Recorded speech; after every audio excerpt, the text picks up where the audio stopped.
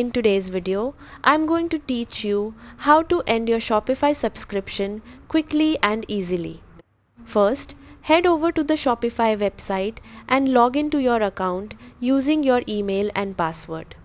Once you're inside your Shopify admin dashboard, go to Settings located at the bottom left corner of the screen. Next, click on Plan or Billing depending on your Shopify version. Here you'll see your current subscription details and billing information. Now select Deactivate Store or Cancel Subscription. Shopify may ask you to review your decision, provide a reason for leaving, or confirm your password before continuing. Before finalizing, make sure to back up important data like products, customer information, and order history because access may become limited after cancellation.